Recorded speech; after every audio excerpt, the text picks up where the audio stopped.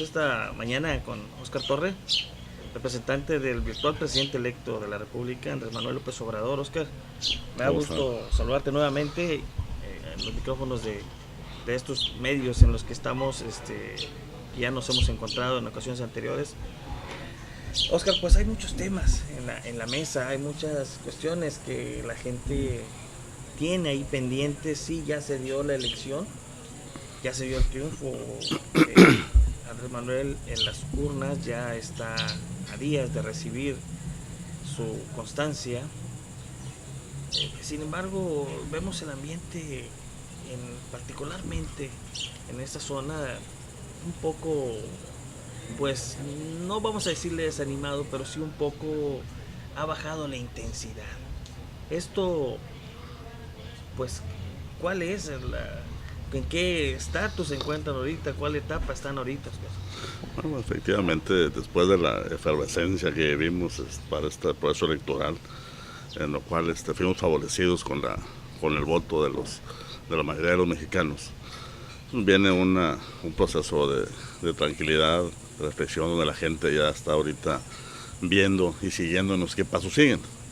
Ahora que sigo yo aquí visitando a los grupos, a comunidades distintas aquí del estado, coinciden en las preguntas de qué pasos siguen, qué hay que hacer, quién va a quedar en cierta posición, quién va a quedar en otra posición, cuándo se van a implementar los programas, cuándo y cómo se van a cumplir las promesas que Andrés Manuel puso en la mesa y que vamos a hacer efectivas a partir del 1 de diciembre de este año. En efecto, ese es un poco, vamos a decir que de la efervescencia se pasó un tanto a la incertidumbre, al nerviosismo, a esa manera que tienen muchas personas de ubicar a tal militante, a tal persona preponderante en las elecciones locales y federales pasadas, colocarlos en las posiciones que están precisamente ahí, las posiciones federales como las delegaciones. Eso es lo que ha permeado y ha tenido cierto nerviosismo, cierta situación. Sí, mira, es muy normal que después de cualquier proceso la gente empiece a especular sobre si una persona u otra va a ocupar alguna posición relevante dentro del nuevo gobierno que se va a instalar a partir del próximo 1 de diciembre. Pero hay que recordarles cuáles son los tiempos. Ahorita tenemos que terminar primero el proceso electoral, el cual no ha concluido, porque todavía hay algunas impugnaciones por resolver. Entonces primero tenemos que terminar este proceso electoral. Posteriormente hay que estar conscientes que este 1 de septiembre van a tomar posesión los nuevos diputados federales, los senadores, para instalar lo que es la Cámara Baja, la Cámara Alta. Posteriormente también se tiene que presentar el presupuesto de egresos de la Federación 2019. Entonces, a la gente hay que decirle que no se desesperen. A final de cuentas, quien va a llegar a esas posiciones se van a dar a conocer en su momento. Ahorita yo creo que lo que tenemos que hacer es decir a la gente que esté tranquila, va a llegar las mejores personas, gente comprometida, gente decidida, gente con experiencia en instrumentar los programas que nos comprometimos a realizar. Yo les puedo decir, por ejemplo, en este instante, hay mucho trabajo de escritorio, mucho trabajo atrás.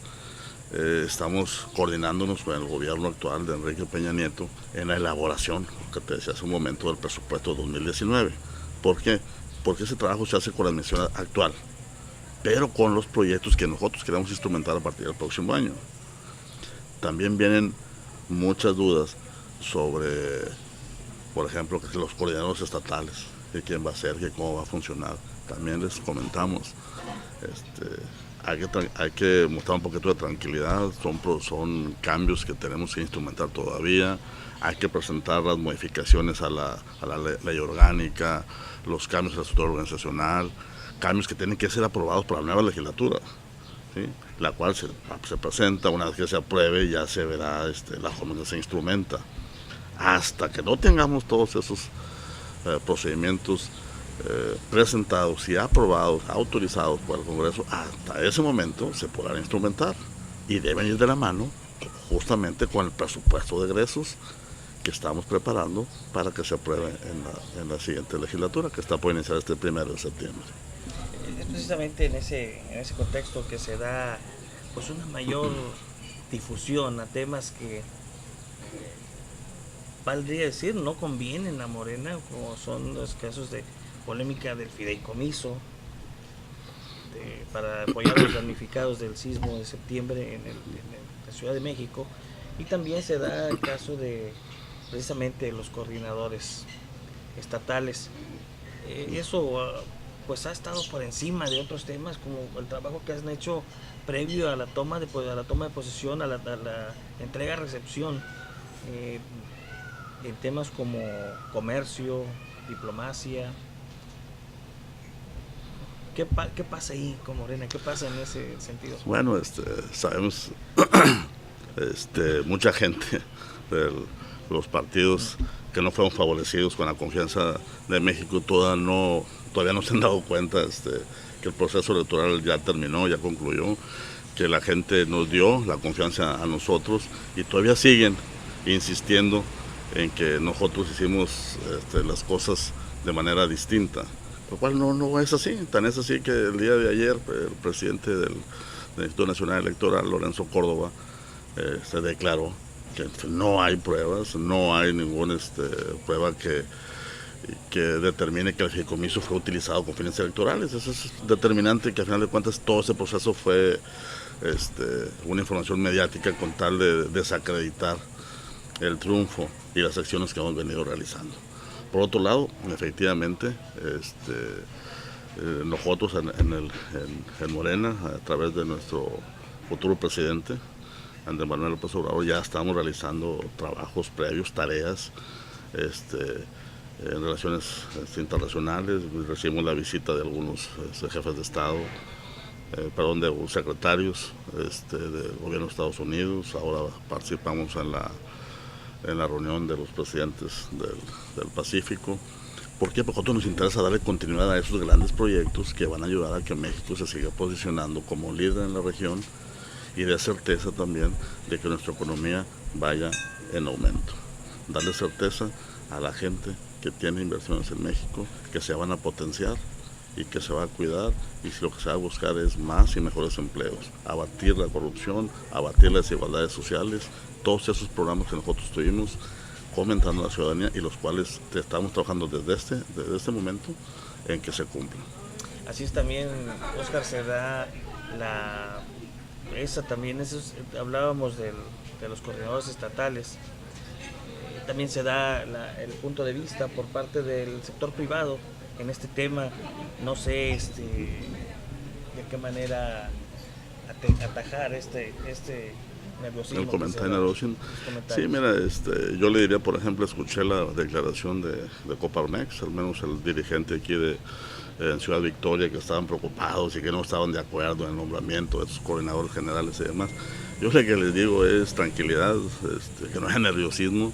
Al final de cuentas, la intención de estos coordinadores generales estatales está justamente en el ánimo de poder descentralizar las operaciones federales. Hay que recordar que México es un mosaico de realidades, donde las necesidades sociales, económicas y problemáticas igual de cada región del país no son iguales, ¿sí?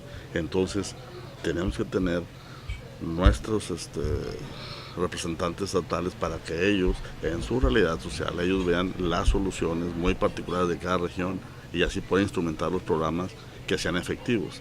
Es decir, te voy a poner un ejemplo a lo mejor muy simplista. Por ejemplo, en los programas de apoyos alimentarios.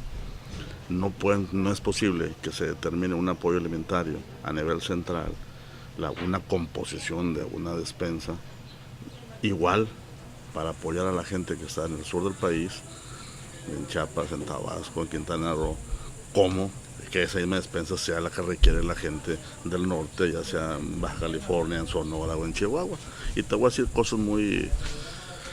problemas muy simples.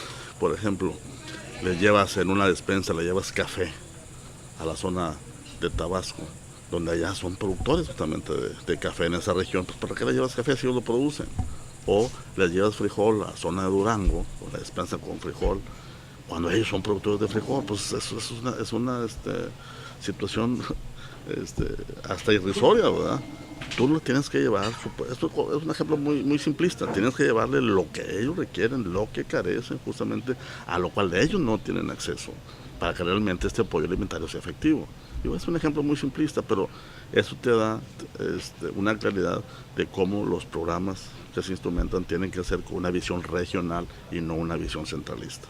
Precisamente se interpreta esta figura como un contrapeso, como algo para que vendría pues a mermar en cierta forma el federalismo, también la autoridad de los gobernadores, por decirlo de una manera clara. Esto ustedes lo anticipan así, y está precisamente esas facultades tendría el coordinador estatal. No, mira, todos estos comentarios han sido puras especulaciones de gente que se cuestiona, ¿no? Cómo va a funcionar esta nueva figura. Hay que recordarles que primero tenemos que hacer los cambios a las estructuras de gobierno, a la ley orgánica, para que quede claro cuáles son las funciones, cuáles van a ser las atribuciones y cuáles van a ser las limitaciones justamente de esta nueva figura que se va a instrumentar. Pero no es en el sentido de ser un contrapeso a los gobiernos estatales, al contrario, Andrés Manuel es de los principales personas comprometidas y convencidas de un verdadero federalismo donde tenemos que tener gobernadores fuertes, sólidos, con un reconocimiento de la ciudadanía y donde los cuales nosotros queremos trabajar de la mano con ellos. Es una figura, los gobiernos estatales, los cuales nos van a ayudar primero a permear cuáles son las realidades de cada región, de cada estado, de cada zona, en ese ánimo justamente de descentralizar las funciones federales para que la ciudadanía, los mismos gobiernos estatales, de primera mano tengan una interlocución válida y no tener que esperar a que los gobiernos tengan que acudir a la Ciudad de México. Al contrario, hay que verlo como algo positivo. Estamos acercando al gobierno federal, a los estados, a los ciudadanos. O sea, no tenemos por qué verlo como un contrapeso político. Hay que verlo en un sentido positivo de que estamos acercando las decisiones a los gobiernos. Es como querer interpretar, cada gobernador normalmente tiene un representante del estado en la Ciudad de México, ¿sí? Pues ellos tampoco lo hacen para poner alguien intermedio en esta relación, lo hacen justamente para tener de primera mano la información directa de las decisiones que se toman a nivel central. Bueno, aquí ya no va a ser necesidad que tengan a esta persona. Nosotros vamos a acercar al gobierno federal a los estados, justamente. O sea, no debe haber ese nerviosismo, o sea, esa especulación de virreyes o de contrapesos políticos, no es el sentido. El sentido es la descentralización operativa de las funciones de los gobiernos federales. Seguimos platicando con Óscar Torre, representante virtual presidente electo de México, Andrés Manuel López Obrador, en la zona centro del estado. Óscar, en la anterior estábamos platicando precisamente de lo que se refiere a los coordinadores estatales. Es un tema que particularmente en Tamaulipas ha tomado relevancia con las diversas opiniones que se han dado en torno, pero también retomando las opciones y la disposición que ha mostrado Andrés Manuel en lo que se refiere a la permanencia en los puestos. Obviamente pueden darse ajustes, esto todavía no está definido quién podría venir a ser el representante en el estado. También no tendrías que ser una figura que durara durante todo el sexenio, a través de todo el sexenio, sino que también podrían darse cambios. O sea, todas estas cuestiones son algo que todavía está por definirse, como señalabas. Bueno, ahorita está en esa tarea de coordinador estatal, está definido el nombre, la persona de José Ramón Gómez Leal, que fue nuestro candidato por la alcaldía de Reynosa. Es un hombre preparado, es un hombre con la visión estatal, con la confianza de Andrés Manuel para poder bajar e instrumentar los programas. Y como bien dices, o tu pregunta, la permanencia, pues son puras especulaciones, ¿no? O sea, a final de cuentas, él va a ser nombrado, él va a tener las tareas primordiales aquí en el estado. Él, justamente, una de de sus actividades en este momento es cómo conformar el equipo de trabajo hacia el interior de esta nueva figura, porque no es lo mismo ser representante de un estado como Tamaulipas, que tiene ciertas particularidades, ciertas prioridades, que está regionalizado, a ser representante de un estado con otras condiciones. Entonces, también hay esa iniciativa de que cada coordinador pueda aportar la visión de cómo trabajar hacia el interior de esta nueva responsabilidad. Muy bien, Oscar, también hablar de esta etapa en la que está, como señalamos al principio, en la que se encuentra Morena en Tamaulipas. También va a haber acomodos, obviamente, dentro de la estructura del partido. Por supuesto. Obviamente va a haber otras figuras que van a aparecer dentro de este movimiento de regeneración nacional. ¿Cuál es el futuro a corto plazo de Morena en Tamaulipas, en esa zona centro? Bueno, como comentamos hace un momento, nosotros estamos trabajando en dos vías. Por un lado, lo que es la conformación, el apoyo hacia Andrés Manuel López Obrador y toda la estructura que se va a formar atrás de él para poder cumplir las promesas de campaña que se hicieron, dar a conocer a la ciudadanía. Pero por otro lado, también en paralelo, estamos en el fortalecimiento del partido. Pues bien sabemos que aquí en Tamaulipas el próximo año tenemos contienda electoral donde se va a buscar tener la mayoría en el Congreso del Estado. Entonces estamos trabajando en ambos sentidos, pues, insisto, en un lado lo que es el nuevo gobierno federal y por otro lado el fortalecimiento de nuestro partido. Y en ese tenor yo te comento que justamente los trabajos que he estado realizando en estas últimas 3 semanas después del proceso electoral es las pláticas con los diferentes grupos. Hemos tenido reuniones con grupos sindicales, con grupos empresariales, con organizaciones sociales, con grupos comunitarios, con líderes naturales de zonas, de colonias, porque mucha gente se ha interesado en formar parte de nuestra nueva estructura. Entonces hemos tenido acercamientos y reuniones con ellos, porque muchos de ellos se quieren sumar a este gran proyecto. Y justamente estamos en ese proceso de cómo integrar, cómo sumar a toda la gente que esté interesada en tener un gobierno decidido, combativo, donde vamos a terminar con la corrupción, con la impunidad, y vamos a poder lograr hacer un cambio verdadero aquí en Tamaulipas. Muy bien, Oscar, pues te agradecemos. No, al contrario, ustedes. Seguimos, como lo dijimos anteriormente, en la primera ocasión que nos encontramos, que las puertas de nuestros estudios, nuestros micrófonos están a disposición para encontrarnos nuevamente y mantener informado a la ciudadanía sobre lo que está pasando en Morena. Claro que sí, cuenta conmigo, siempre estaremos abiertos a su opinión, a su disposición a poder informar a la comunidad. Agradecemos realmente que nos den estas opciones y esta ventana de comunicación a la ciudadanía para poderlos mantener informados de los siguientes pasos y las actividades que estaremos haciendo en estos días y en los próximos meses. Muchas gracias a ti. Muchas gracias.